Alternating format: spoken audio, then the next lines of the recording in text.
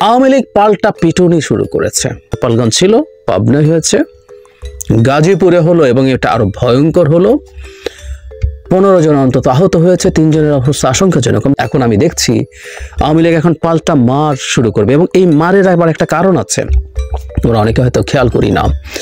এটা আবার খুব স্বাভাবিকভাবে আওয়ামী লীগের হাতে মার খেয়ে আমাদের স্টুডেন্টরা ক্ষুব্ধ হবেই। আওয়ামী লীগের হাতে মার, শেখ হাসিনার বক্তব্য শুনে আমাদের গা জ্বলে যায়, আওয়ামী লীগ আমাদেরকে পেটাবে। ফলে স্বাভাবিকভাবে যেটা হবে, এবার আওয়ামী লীগের উপর আবার পাল্টা হামলা শুরু হওয়ার টেন্ডেন্সি হতে পারে, কারণ সরকার তো কিছু করবে না, কিছু করছে না। ইনস্ট্যান্টলি যদি সব জায়গায় ব্যবস্থা নেওয়া হতো, যেখানে যেখানে হয়েছে ব্যবস্থা নেওয়া হতো, গ্রেফতার করা হতো, বিচারের আওতায় আনা হতো, তাহলে সমস্যা ছিল না। কিন্তু না, ওটা যখন হবে না, খুব স্বাভাবিকভাবেই মানুষজন তখন সিনেমার ভাষায় নিজের হাতে আইন তুলে নেওয়া, আমরা যতই বলি না আইন নিজের হাতে তুলে নেবেন না, কিন্তু আইন নিজের হাতে তুলে নেবেন এবং এটা আবার একটা পাল্টাপাল্টি এনার্কি তৈরি করবে। কিন্তু যতটুকু হয়েছে, আস্তে আস্তে আওয়ামী লীগ বিভিন্ন জায়গায় তার শক্তি দেখাতে পারছে। এই ঘটনাটা ঘটেছে আসলে সরকারের নির্লিপ্ততার কারণে। সরকার তার অ্যাডমিনিস্ট্রেশন কোনোভাবেই চালাতে পারছে না, পুলিশ পারছে না। না পারলে আমরা চেঞ্জ দেখতে চাই। স্বরাষ্ট্র উপদেষ্টা যদি না পারেন, ওই জায়গায় অন্য কেউ আসুক, কিন্তু তাকে বা কাউকে সেই দায়িত্ব নিতে হবে, সরকারকে নিতে হবে, এবং উনি না পারলে আর কেউ আসুক। শেখ হাসিনার পুলিশ এই হয়েছে ওই হয়েছে 6 মাস পরও কাজ করতে পারবে না, হতে পারে না। অত্যন্ত ব্যর্থতার পরিচয় দেওয়া সরকার আমাদেরকে বিপদের দিকে নিয়ে যাচ্ছে। আমাদের কেয়ারফুল থাকা জরুরি এবং সরকারের উপরে কঠোর চাপ তৈরি করা জরুরি। কোনোভাবেই হতে পারে না। ফলে এই নির্লিপ্ততাগুলো এই পুলিশ বাহিনী এবং সেনাবাহিনীর ওপরেও প্রশ্ন তৈরি করছে। আমি প্রায় মাজার ভাঙার ঘটনা বলি, 80টা মাজার ভাঙা হয়েছে। ব্যবস্থা নিলে 80টা মাজার ভাঙা হতো না। ব্যবস্থা মানে প্রেস নোট দেয়া না, আমরা এখন থেকে কিন্তু কঠোর হলাম। এখন থেকে কঠোর হলেও যদি হয়, তার আগের ঘটনাগুলোর ক্ষেত্রে প্রশাসনিক ব্যবস্থা, বিচারিক ব্যবস্থা নিতে হবে, নেওয়া হয়নি। ফলে পুলিশ আদতে কিছু করবে কোনো কিছু ঠেকানোর জন্য, এটা মনে হয় না। এখন ব্যাপারগুলো দুই পক্ষের কাছে, ছাত্র জনতা বলে যারা তাদেরকে পরিচয় দিচ্ছেন, তারাও মনে করে পুলিশ এভাবে না হলে আমরাই মাঠে পুলিশ হিসাবে থাকছি। আর আওয়ামী লীগ এখন বেশ কিছু জায়গায় কিছু পরীক্ষা নিরীক্ষা করে দেখছে তারা অনেক কিছু করে ফেলতে পারছেন। এটা খুব অ্যালার্মিং জায়গা এবং এটা এক্সক্লুসিভলি এই সরকারের ব্যর্থতার কারণে হয়েছে। কোনো রকম কোনো কনফিউশন নেই। কোথাও কোনোখানে সরকারকে আমি দেখি নাই, সরকার যে একটা অ্যাডমিনিস্ট্রেটিভ পাওয়ার প্রয়োজনে সে বল প্রয়োগ করে, কোথাও কিছু না। সেটারই মাসুল আমরা দিচ্ছি এবং খুব বাজে মেসেজ মাঠে চলে গেছে। আমি কিন্তু বিপদ দেখতে পাচ্ছি, প্রায় বলছি যে মব থামানো যাচ্ছে না। অনেকেই এখন বিভিন্ন জায়গায় 15-20 জন 50 জন মিলে যে কোনো কিছু করে ফেলছেন, করবেন।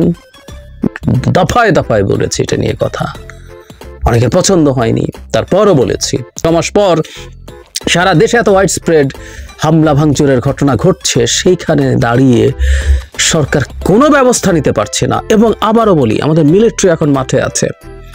এটা আমাদের সেনাবাহিনীর প্রতি একটা খুব বড় অপমানসূচক ব্যাপার। তাদের ম্যাজিস্ট্রেসি পাওয়ার আছে, দে ক্যান ডিসাইড দেমসেলভস, তারা নিজের মতো সিদ্ধান্ত নিয়ে পদক্ষেপ নিতে পারেন যেখানে প্রয়োজন, কিন্তু হচ্ছে না।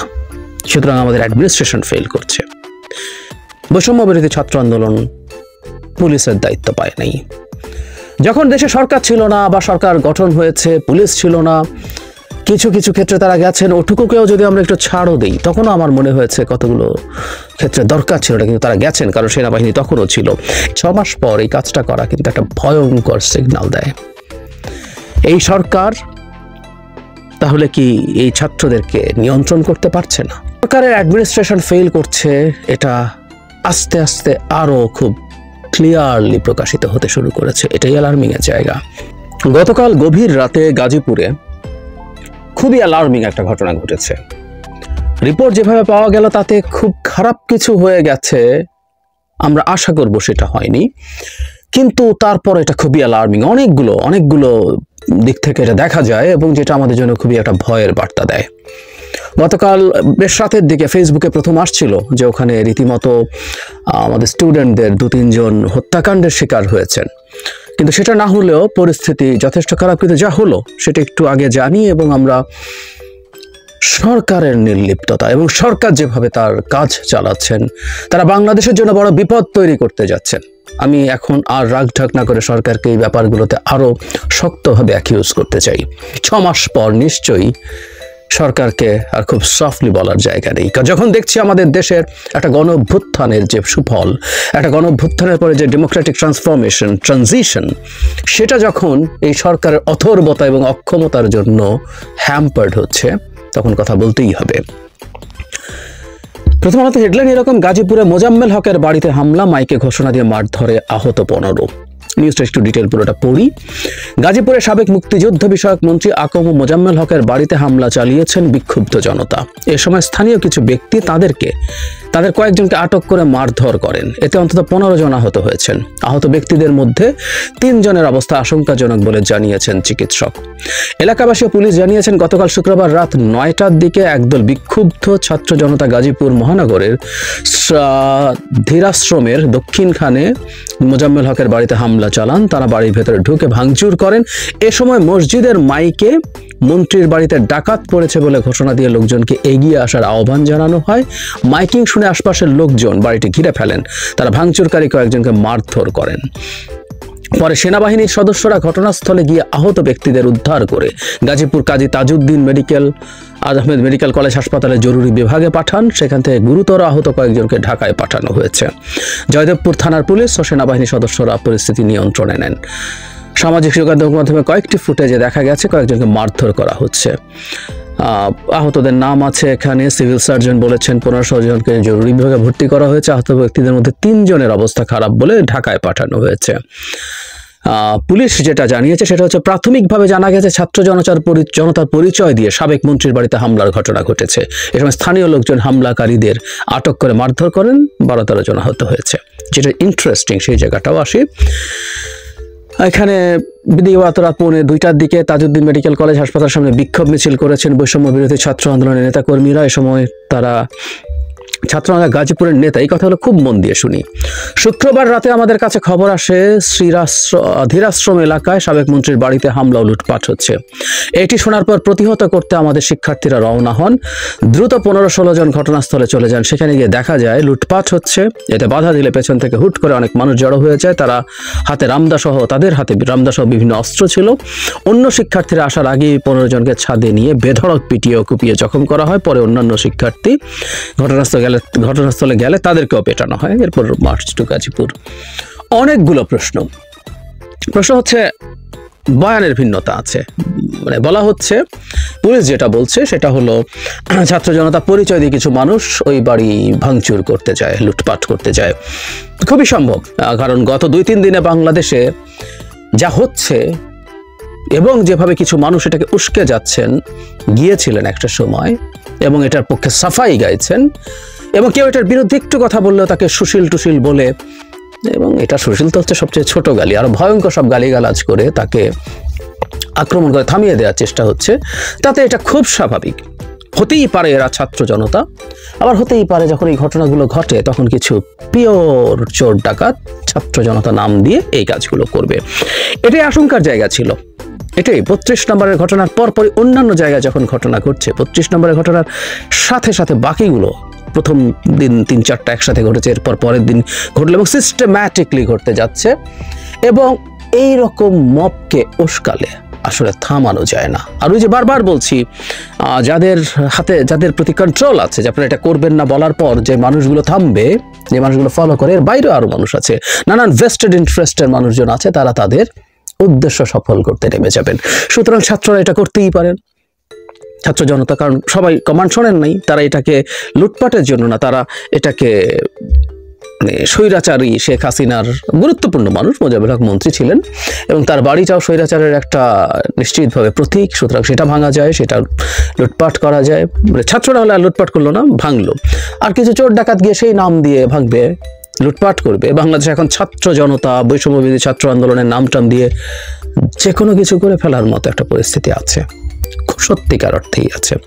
কয়েকদিন আগে 2 বা 3 দিন আগে উত্তরার একটা থানাতে গিয়ে, কারা করেছেন জানি না, কিন্তু তারাও বৈষম্য বিরোধী ছাত্র আন্দোলনের নাম দিয়ে থানা থেকে তাদের গ্রেফতারকৃত একজন ছাত্রকে আনার জন্য গিয়েছিল এবং যথেষ্ট মিসবিহেভ পুলিশের সাথে করেছে। ইভেন রিয়াকশনে পুলিশের লোকজনকে সাসপেন্ড করতে হয়েছে।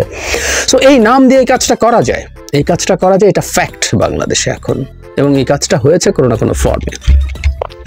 আমি আবার পাল্টা একটা প্রশ্ন করি, বৈষম্য বিরোধী ছাত্র আন্দোলনের নেতার মুখ থেকে যে বক্তব্য এসছে, আবারও বলছি, সেটা খুবই অ্যালার্মিং। উনি বলছেন ওনাদের কাছে খবর আসে মোজাম্মেল হকের বাড়িতে লুটপাট হচ্ছে। ফাইন, ধরে নিলাম কিছু লুটপাটকারী চোর ডাকাত ওটা করছে, তারপর তারা 15-16 জন গিয়ে ওটা ঠেকানোর জন্য যান। এই কথাটা শেখ হাসিনার পতনের পর থেকে বলছি, আজকে 6 মাস পরেও বলছি। ওনারা কারা ওদেরকে ঠেকানোর? ওনারা কারা? এই যে আপনারা কারা বললে রীতিমতো খুবই রিয়াকশন হয়েছিল। ওনারা কারা আমরা জানি, আমার এই বৈষম্য বিরোধী ছাত্র আন্দোলনের মানুষজন কারা আমরা জানি, অসাধারণ রোল তাদের আছে, কিন্তু ওনারা কারা তাদেরকে ঠেকানোর জন্য? বাক্যটা হচ্ছে এটা। 6 মাস পরেও যদি এই পরিস্থিতি, মাঠে এখন তো সেনাবাহিনীও আছে উইথ দ্য ম্যাজিস্ট্রেসি পাওয়ার। বাংলাদেশ দখল হয়ে গেছে, বাংলাদেশকে পুনরুদ্ধার করতে হবে। আমি গত 2 দিন আপনাদের সামনে কথা বলতে আসছি, মাঝে মাঝে বিভিন্ন বিষয় নিয়ে কথা বলতে এসছি, দুঃখ ভারাক্রান্ত মন নিয়েই কথা বলতে এসছি। কথা বলে গেছি, হয়তো কথার যুদ্ধটা চালিয়ে গিয়েছি। 71-এর যুদ্ধে অংশ নিতে পারিনি, তখন আমার জন্ম হয়নি। আজকে যুদ্ধে যাবার, যুদ্ধে নামার সময় এসে গেছে। আজকে বাংলাদেশ দখল হয়ে গেছে। এই মুহূর্তে বাংলাদেশে কোনো সরকার নেই, কোনো নিরাপত্তা বাহিনী নেই। বাংলাদেশের মানুষ দেখছেন দেশে কি ঘটছে, চারিদিকে পোড়া, পুরো বাংলাদেশটা একটা কয়লার স্তূপ। পুরো বাংলাদেশ ধ্বংসস্তূপে পরিণত হয়েছে। 1971 সালে মুক্তিযুদ্ধের মাধ্যমে অর্জিত বাংলাদেশ, আমরা 54 বছর স্বাধীনভাবে ছিলাম। আজকে আমরা স্বাধীনতা হারিয়ে ফেলেছি। একটি বিশেষ গোষ্ঠী আমাদের স্বাধীনতা হরণ করেছে, আমাদের সার্বভৌমত্ব হরণ করেছে। সেই পুরনো শত্রুর প্ররোচনায়, পাকিস্তানের প্ররোচনায়, সাম্প্রতিক তাণ্ডবে পাকিস্তানে উল্লাস চলছে। বিষয়টা এমন যে পাকিস্তান তাদের পূর্ব পাকিস্তান পুনরুদ্ধার করেছে। এই কি চেয়েছিলাম? 52 বছরের মধ্যে স্বাধীনতা হারিয়ে যাবে। স্বাধীনতা অর্জন করা সম্ভব, কিন্তু স্বাধীনতা ধরে রাখা এত কঠিন হবে, এটিকে হারিয়ে দেখিয়ে দেবে। আজকে আমি আসলে এই যে গত 2 দিন ধরে কথা বলছি, কিন্তু মাঝে মাঝে এই যেন খেয়ে হারিয়ে ফেলছি যে কি বলবো, কোনটা বলবো না, কোনটা কিংবা কি বললে কি হবে, ভয় পাই না।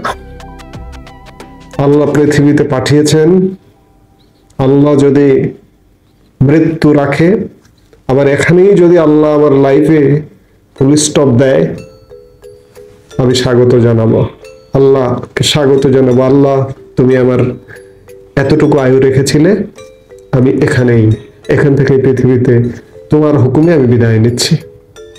আমি সাদরে গ্রহণ করব। আমি এই কথাটি এই জন্যই বলছি যে আমার কথায় আমার জীবন হুমকির সম্মুখীন হতে পারে, কিচ্ছু যায় আসে না তাতে।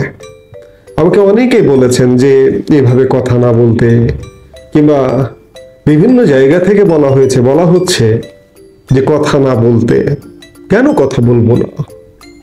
আমার শরীরে যতক্ষণ পর্যন্ত 1 বিন্দু রক্ত আছে, আমি দেশের জন্য কথা বলবো।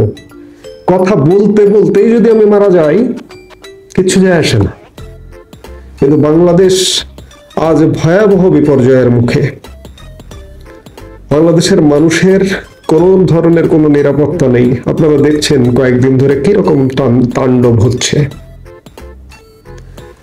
আওয়ামী লীগ ভুল করেছে, দোষ করেছে, অপরাধ করেছে, দুঃশাসন করেছে, ঠিক আছে।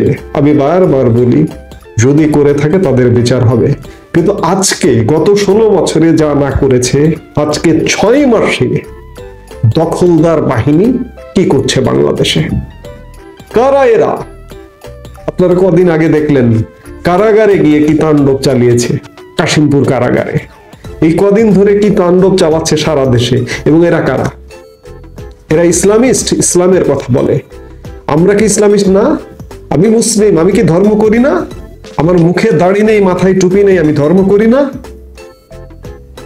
ধর্ম কি ওই দাড়িওয়ালার, ওই টুপিওয়ালার? এমন সব থেরাপি দিচ্ছে। এই যে দেখুন 32 নম্বরে গিয়ে একটা গাড়ি পার্কিং, এরা তো সভ্য নয়। গাড়ি পার্কিং কি জিনিস, এই যে দাড়িওয়ালা, এই টুপিওয়ালারা, এই আইসিস এর সদস্যরা, এই জামাতিরা, এরা গাড়ি পার্কিং জীবনে কোনোদিন দেখেনি। একটা গাড়ি পার্কিং এর কে দেখেও তারা আয়না ঘর আবিষ্কার করছে।